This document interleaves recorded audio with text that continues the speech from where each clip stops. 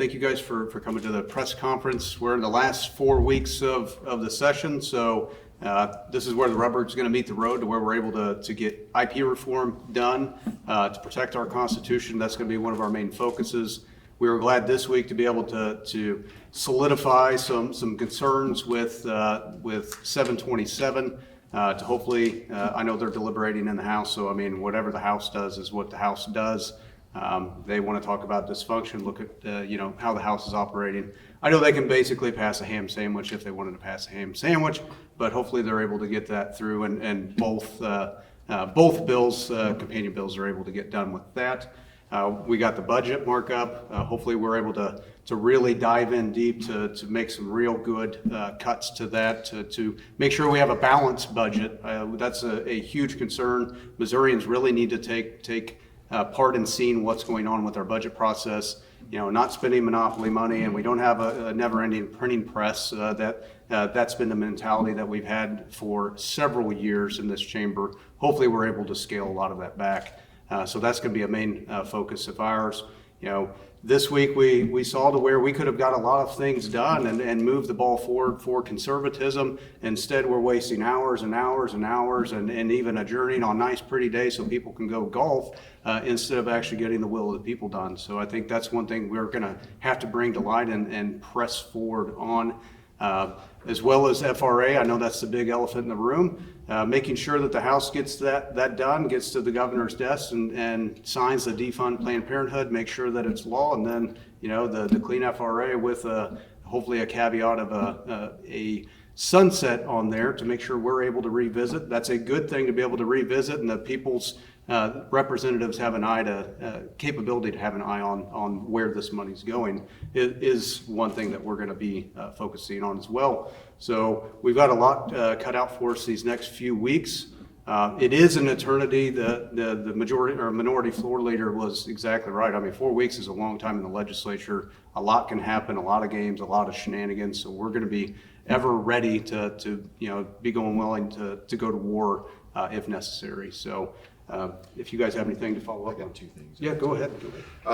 Good morning, everybody. I just want to make some comments on the budget process and also gold and silver bill. The budget process, we've had the bills now over in the Senate side for a week. We didn't take any action on those Senate bills.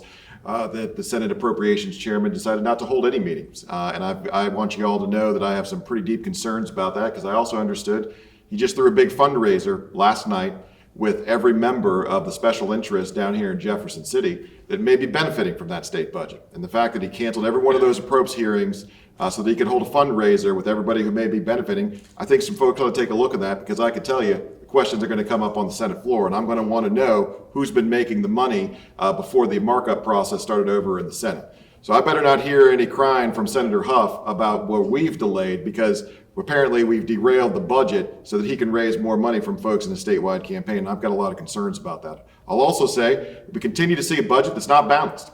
So while at the same time we're soliciting, members of our caucus are soliciting donations from the special interests that are getting those dollars, we don't even have a balanced budget in front of us. And I think that's not just a big disappointment for the folks in this building, but for every member of this state. I think there's going to be a heck of a lot of questions to answer when those bills make it to the floor. So I know that I've got the stamina to stand up and ask a whole bunch of questions, and I'm really looking forward to it. As far as the gold and silver, I got to tell you, guys, this is something we've been working on for many, many years. The idea that citizens, as a result of what we did today, are going to be able to always have access to a currency that they can hold in their hand. I think it's a very misguided statement to dismiss how important it was that Missouri can be a leader on making precious metals a standard in the state of Missouri. And quite frankly, the mistreatment of the U.S. dollar by Democrat Joe Biden up in Washington, D.C. Makes the urgency of passing a bill like the gold and silver bill even more pressing. This was a Freedom Caucus priority, and today we got it done. It's another victory that the Freedom Caucus is rolling up. And I got to tell you, from the thousands of individuals that have been reaching out to my office wanting to see that done, I don't know if folks should be saying that it's not important enough that we should be addressing it, even if it is on a Thursday. And I want you to know, if I had to be here tomorrow on a Friday, we're going to get that done if we have to. So happy to be here. And of course, is there any questions? I think we'd be happy to field those. Oh, I'm sorry, Senator Hussman. Thanks. I want to talk a little bit about Senate or House Bill 2016. I know we were able to get that passed this week to provide funding for our National Guard troops, men and women that are down helping make sure that we don't have illegal immigrants come across the southern border. I was definitely a proponent of that, but I also have a bill, Senate Bill 1520, that is stuck in General Laws Committee and Senator Bernsketter's committee. What Senate Bill 1520 would do, it would make it a state crime in order to be an illegal alien here in the state. Put a $10,000 fine and then deport any illegal alien that's not supposed to be here back to wherever they came from. I think this is very important, but unfortunately, Senator Bernskoetter, the chairman of the General Laws Committee, has been sitting on this bill for over a month. Illegal immigration is a huge problem, not only here in the state of Missouri, but we just saw Mayor Quentin Lucas from Kansas City. He's been talking to the mayors in Denver as well as New York City to bring those illegal immigrants here to help with the workforce. We don't want illegal aliens here in the state. We've seen the problems that they've caused in New York City as well as Denver. No matter what TV station you watch, we've seen crime increase, we've seen drug use increase. We don't want that in Kansas City. We don't want that in Missouri. So I will just say, hey, mayors of Denver and New York City, keep the illegal immigrants. You all are sanctuary cities. We are not a sanctuary state, and Kansas City is most definitely not a sanctuary city either. Senator Bradford, from your perspective, does the House have to pass the defund Planned Parenthood bill first and send that to the governor before you allow the Senate to move forward? Oh, absolutely. I mean, we went through this song and dance in 2021 with Senator Rowden telling the House that if they pass, both at the same time, you have our promise. Former Representative Sarah Walsh even has a text where, hey, you guys do this, we'll do this. What did he do? He sunny-died the Senate in special session after he lied to all the members of this chamber saying that, hey, we're not doing anything. Well, we weren't doing anything other than he was going to sunny-die us and lied to this entire Senate. So we're not going to fall for that.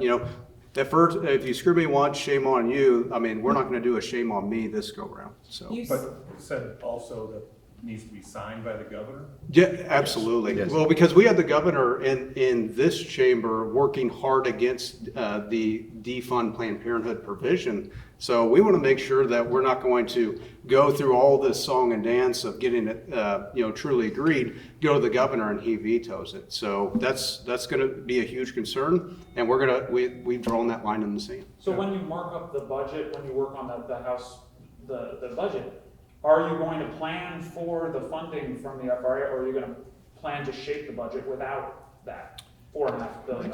Yeah, if you want to. Well, so I tell you what, I think that we can do either. We planned to include it when it came up 2 years ago, or 3 years ago, when the FRA wasn't renewed at that point. But even if we have to plan for $4 billion less, that would put us more than almost twice as much as where we were back in 2017. So really, these concerns about there's not going to be enough money in Jefferson City are just completely overblown. I think that even the questions surrounding this FRA have really lost perspective of just how much the budget has grown in the first place. And even if we take out what is less than 10% of that budget, we would still be spending a near record amount of money in the state of Missouri. So whether we plan for it or not, I am confident that the people of this state have continued to give the necessary resources to the politicians in Jefferson City to do their job and provide the most basic services. In fact, a lot of that, even on top of what we may not have available through the FRA, needs to go back to the people in the form of tax cuts. And the economic activity that'll be spurred by if we take those kind of steps would bring in, ultimately, over the long term, probably far more tax dollars than what we would lose if we just decided not to renew one of Missouri's biggest and heaviest healthcare taxes. You said spending more than ever. That's adjusted. Are you citing that adjusted for inflation? Those Sure. dollars? So when I came in 2017, the budget was $27 billion. The budget recommended by the governor today is $53 billion. I don't know that there is no possible adjustment for inflation. And even, don't get me wrong, inflation under Joe Biden has been terrible. without question. But even with Bidenomics going on, we're still keeping a pace far in excess of the growth of the rate of inflation. So I've said, you guys have heard me say in this press conference around the state, all the problems we have in this state, none of them having anything to do with the taxpayers of the state not sending enough of their cash down here to Jefferson City. So we have more than enough money, with or without the FRA, to meet the obligations of the state. In fact, we can have a balanced budget. Let us not forget, the general revenue that we expect to take in this year is about $13.2 billion. The governor wants to spend $15.2 billion. Instead of maybe raising money from all the special interests, I'd sure appreciate if Lincoln Huff would actually spend some time seeing if we could just maybe shrink the budget a little bit and come back towards the balanced budget that I think everybody expects us to pass in this state. So we'll see how that unfolds. I know it's going to be an exciting 4 weeks. Senator Bratton or Senator Hoskins, this is your first press conference since being sued by Denton Loudermill. Do you have any response to that lawsuit? Well, it's an ongoing case, so no, we're not going to comment on anything to do with the case that's before us. So. Can you guys tell them that I did a great job, though, while they weren't here? I'd appreciate that. Have you hired attorneys to represent you? We will have representation, yeah. We're not doing it pro se. And have you been served a lawsuit? I have been served, yes. Just to clarify on the FRA question, because there's different definitions of what a clean FRA means. If they pass the defund Planned Parenthood bill, what does it mean to you all to pass a clean FRA? What exactly does that mean? Well, for me, it's making sure that it's protecting life, not funding an organization that takes it. So long as it's clean in that aspect, I mean, that's what it is for me. I think I could add one thing. Go for it. So I think that if we get past the Planned Parenthood discussion, if we get past the IP reform discussion, some of the things that we would still like to see in the bill, I think it's going to have a sunset. I mean, it has been a tradition in this state that if we're not just going to have an unending healthcare tax on our hospitals in this state. So the idea that we could get past the FRA, the idea we could then get past the IP reform debate, and then just permanently put a healthcare tax on the people of this state, that doesn't make much sense to me. So I think that we're going to continue to fight for a sunset, and maybe there are some other provisions that fit on this bill. You know, we're talking about the life discussion, but you know, there's a conversation surrounding a lot of our Medicaid programs about work requirements. So I think there's a long way to go on the FRA. I think if folks are serious about levying that tax again for at least a couple more years in the state of Missouri, I think we should put some big red policies on the table to associate with that. So the definition of clean, Jason, to your question, it seems to be evolving. What's a reasonable sunset? 1 year, 3 years, 5 years, 10 years? Great question. That's a great question. I'd love to bring you into that conversation. But I tell you, up until we passed a 3-year extension a couple of years ago, we were renewing this every single year. So, you know, any extension beyond 3 years would be remarkable. So that kind of gives you an idea. As a guy that is not convinced that we should be renewing it at all, I'm not sure I'm the right one to ask what the right extension actually is. All right, Senator Brett, what's a reasonable sunset? Well, I think within the confines of making sure that you have the institutional knowledge of those that are serving to be able to revisit and know the background of it. So like we had a 3-year, I think is at least minimum. But Senator Eigel's exactly right. I mean, for years up until the court case from the Supreme Court, we renewed it every single year. So that to me isn't even out of hand or out of line. So did you? Senator Huff said this week that when there is a piece of legislation that is considered, like the FRA, a must-pass for most of the building, he said oftentimes that creates an opportunity for people to attempt to get something out of it, attach items or provisions. Is that what the Freedom Caucus is doing? Absolutely not. I mean, for years, we and even Democrats voted for it, was a defund Planned Parenthood provision within the budget. So to say that us wanting to add it because it's been removed from the budget all of a sudden is just out of line and ridiculous is just completely nonsense. It's nonsense on their part that they're trying to separate the two when they've always been joined together, as well as reforms. I mean, that's a Republican Party platform of reforming these sorts of programs to streamline, make sure they're functioning as supposed to, making sure we're cutting out and trimming the fat that's not supposed to be there. So that's a normal operating procedure and a Republican Party platform. So I think it's outlandish and outrageous that they have this stance, not us. And so just to make sure that I understood, so defund Planned Parenthood signed by the governor, passage of an IP reform bill, and that's when the FRA debate should take place. Is that the order of operations? Or? Well, I think it's not something, they're trying to create a narrative that, oh my gosh, it even has to pass before the budget. I mean, it does not even have to be renewed till the end of September, if I'm not mistaken. So to say that the sense of urgency is just, beyond the pale is just not true. So we can get a lot of things done, and I think that's what we have to leverage to ensure we're able to protect the Constitution, make sure that abortion isn't in our Constitution, and to fight against that. We're going to do by every means possible. I would just say, I mean, that sounds like a great plan. Jason, are you trying to take Cindy O'Loughlin's job? I mean, that's interesting. Senator Hoskins, I have a question for you regarding sports betting. Yes. Because yesterday we heard from the coalition that's trying to put the question on the ballot that they have over 300,000 signatures and they are ready to put that question on the ballot. Are you against putting that question on the ballot, or is it something that you believe Missourians should have a say in? I'm not against putting that question on the ballot, but I've consistently said that the ballot language that they are using, I don't believe best serves the people of Missouri. Number one, the tax rate is very low, the fees are very low, there's not enough money in there for problem compulsive gambling, which is going to be caused by a legalization of sports betting here in the state. So this is definitely a golden ticket for all of the casinos and professional sports teams. In fact, the casinos I've seen would net an increase of $25 million apiece. Let me say that again. If sports betting passes in the state of Missouri, casinos will net another $25 million in net profit going to their bottom line. So I want to make sure that Missourians are protected. I want to make sure that there is enough money in there to help any problems that they cause with problem compulsive gambling.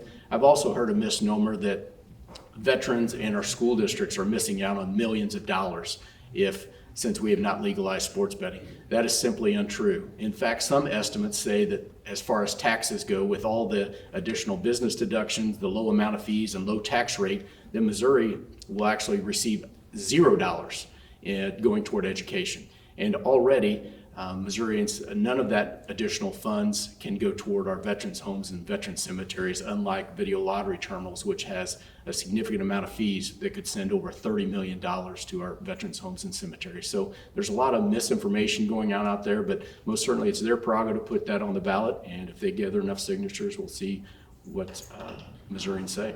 Do you think it'd be better if the General Assembly passed it over the voters, putting it in the Constitution? I think, we've tried to put together a good plan and a good source in order to get sports betting passed along with video lottery terminals. And I think that is the best plan if we combine those two together. A combined bill would have $30 million toward our veterans' homes and cemeteries and an additional over $250 million toward our schools here in the state. So I think, yes, I think a legislative plan would be better, but we've gone down that road, and unfortunately the casinos kill any sort of compromise that we try and come up with. You mentioned your opposition, your concerns about the ballot measure. I'm not aware of an organized group out there fighting it. Are you? The ballot measure? Yeah. No, I'm not. Okay. I'm not aware of a organized group. Yes. I do know they're going door to door. I've had family members and friends say that they've knocked on their door to come and to sign their petition. So whoever's behind it, I don't know. They are going door to door collecting these signatures. So, all right. Well, I think all right. Thank you very much.